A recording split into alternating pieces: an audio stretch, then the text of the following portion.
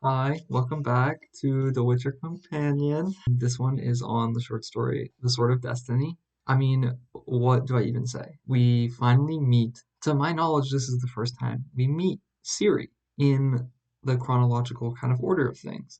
We had the story from Last Wish, where Geralt demanded the Law of Surprise and asked for that which they have but do not yet know. And we know he has this supposed child of destiny coming his way, but this is the first time we actually see her in the series, and I know I mention this probably every video, but Sapkowski can make you care about a character in a single chapter. And just the dialogue between Geralt and Ciri is so perfect.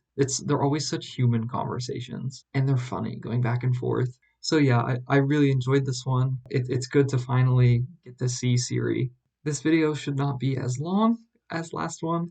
I have not as much to talk about, but yeah, welcome, Sword of Destiny. I want to kind of start out by saying, the Ciri that we meet in the short story, as far as I remember, no, you don't get a meeting like this in the Netflix Witcher. But the Ciri that we see in this story is, 10 years old.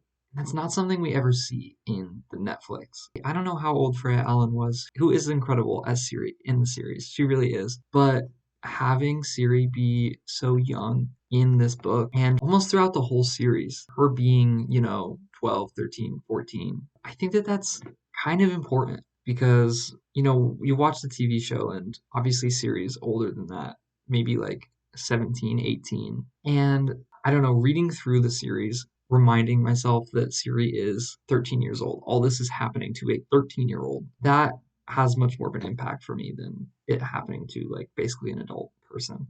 So the Ciri that we see in this book, I really enjoy getting some scenes where she is younger than we see her in the main series. That was really nice. I can honestly say I did not expect this to happen in this book, but as soon as I see an ordinary human little girl in Brokilon with fair, mousy hair and huge, glaringly green eyes, that's her. So we finally get to meet Ciri, put a little face to the name. Something I've always loved about Ciri and her conversations with Geralt is she can be so funny. They're talking about Prince Kistrin, who she's supposed to marry. She says, I don't want him. He's fat, stupid, and his breath smells. Before I went there, they showed me a painting, but he wasn't fat in the painting. I don't want a husband like that. I don't want a husband at all. And Geralt's like, Ciri, Kistrin's a kid. He might grow up into a fine young man. Well, then they can send me another painting in a few years.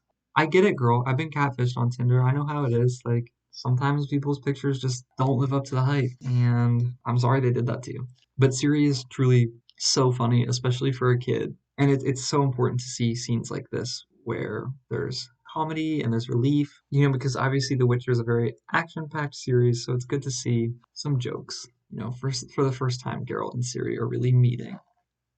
One of the things that truly astonishes me in this short story is how Geralt is so clueless about who this is. Feels a little crazy to me for her to be like, my mama was a witch, so you better watch your step. My papa was enchanted too, because I'm destined. She says, I don't know, I'm destined. That's what my nanny said. And my grandma says she won't let anyone, that the whole ruddy castle will collapse first. Geralt, that's your child surprise. How can you not see that? It took him so long to figure that out.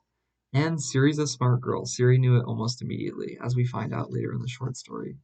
We've got this guy, Frexinet, who was kind of rescued by Geralt. Geralt found him, and then the Dryads captured Geralt, and he was like, you gotta tend to my guy. And then they end up meeting up. And Frexinet says something really interesting.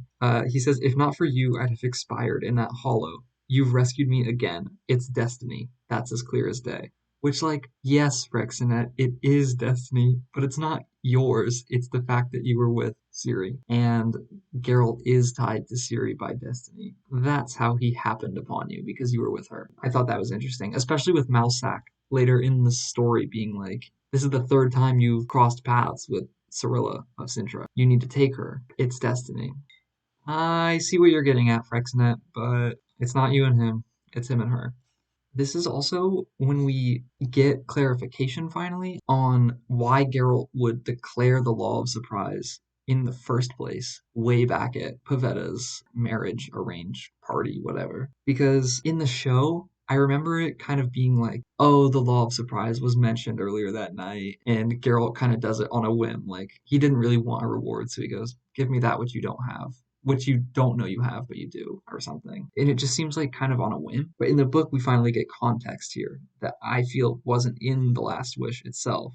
Lady Ethna is saying certain tidings from the world even reach Brokilon, tidings about a certain witcher who for services rendered occasionally demanded curious vows. You will give me what you do not expect to find at home. You will give me what you already have, but about which you do not know. Does that sound familiar? After all, for some time you witchers have been trying in this way to direct fate.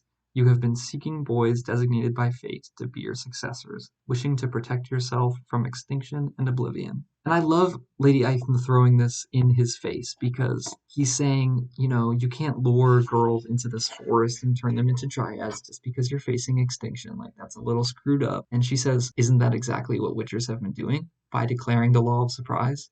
Getting these child surprises so that they can take them back to Kaer Morhen and turn them into witchers.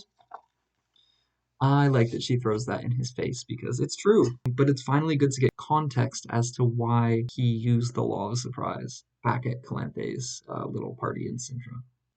And I think this is a really good time to mention how much I adore Brokilon as a setting in the Witcher series. Like, it's not often that we go there. It's not often that we get to see into Brokilon itself, but it's always so interesting. Like, I love the Dryads because they are a force to be reckoned with. They have this forest, and like Lady Aithna says, some of it has been taken over time by the kingdoms that border it. But overall, they've kept their land and they are deadly. Even with the boy at the beginning who's been killed by one of the arrows. Geralt talks about how, in the past, it used to be maybe they'll fire 2 or 3 warning shots before killing somebody, but that kid got one and then he was shot down. And he calls that progress. Not really progress in a great direction as the outside world gets more hostile against Brokilon. Whatever. Feels like maybe Brokilon shouldn't be your top priority. They mention they've got stuff with Nilfgaard coming up, some empire to the south, like war brewing. Maybe that should be our focus. I guess the lumber could be a really good resource in Brokilon, but is it worth the lives that it will cost? Whatever. Can't be getting too into the politics. We'll save that for Blood of Elves. When Geralt and Lady Aithna fall into this conversation about the politics of, should Lady Aithna accept the proposal that Geralt has been sent to relay, she says, how would we profit from that? How would the children of Brokilon profit? And Geralt responds with something that he truly believes in because we've seen it before in The Edge of the World when Dandelion and Geralt were captured by Filavandrel and Teruviel, and Geralt said, elves have a chance to survive in society, but assimilation is the only way. Like, it'd be foolish to try and reclaim any type of land. It's a suicide attempt. And he says that here.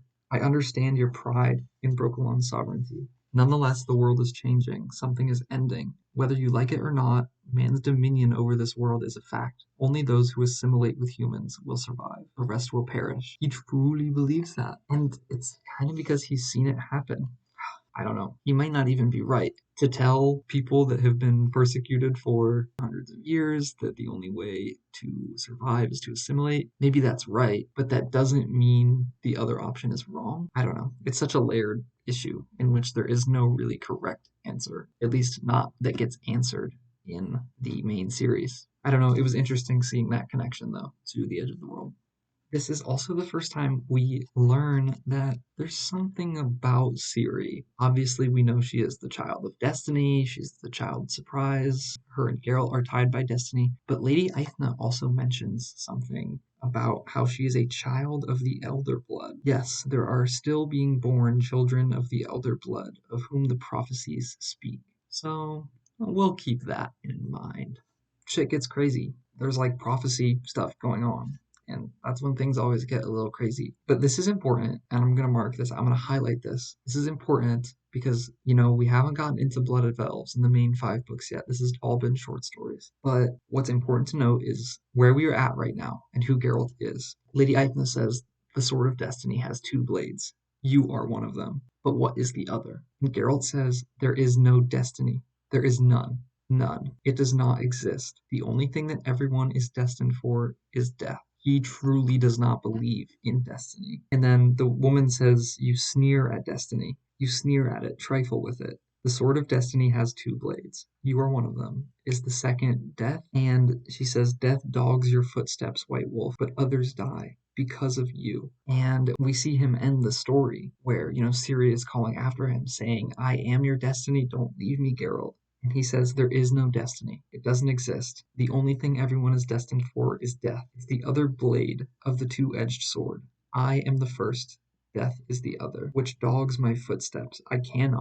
I may not expose you to that, Ciri.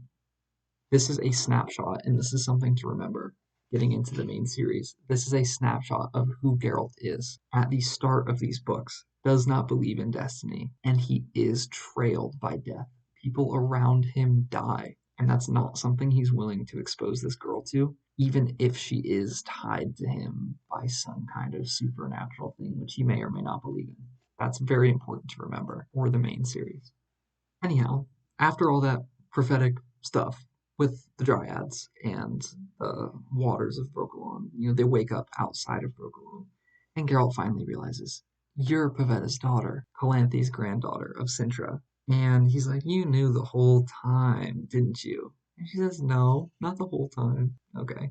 We're seeing the threads tied together from the story in The Last Wish, where that is demanded, to meeting this girl for the first time here.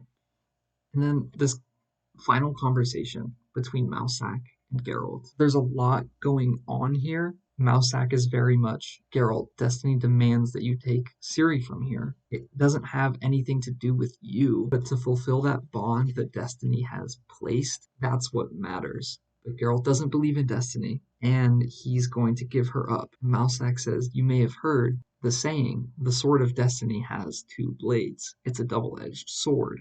And we know Geralt doesn't believe in destiny, but he does believe that to travel with him would mean the death of Ciri. But Mousak is saying, don't do this because there is a destiny and it is a double-edged sword. And if you give this up now, it's going to come back to bite you. But he doesn't believe in that, so he leaves her behind. And as I mentioned earlier, she yells at him, I am your destiny, but death dogs his footsteps, as Lady Aithna had said. So he nudged the horse with his heel and rode straight ahead, heading deep into the black, cold, and boggy forest, as though into an abyss, into the pleasant, familiar shade, into the gloom which seemed to have no end. And that is the Sword of Destiny. It's not action-packed. There's not a lot going on here as far as action goes, but it's so important. Getting that snapshot into who Geralt is. Meeting Ciri for the first time, obviously important. And just the question of destiny is at the heart of The Witcher. Is destiny real? Are Ciri and Geralt really tied together by destiny? Or is it luck? Geralt doesn't believe in destiny, but Mousak does. And just wrestling with that question is so central to this entire story. If you can frame every interaction that Geralt and Ciri have from a perspective of, is this destined? What does this mean for the prophecies and things like that? It's just something to wrestle with. Is this real? Is it not? And you get to choose for yourself. I think it is, but we'll get into that. It's going to be quite a few books, but we'll get into that. That's all for The Sword of Destiny. And I only have one more short story left in this book, and it is something more, which I don't know anything about, but I've heard really good things. So I am excited. Until then.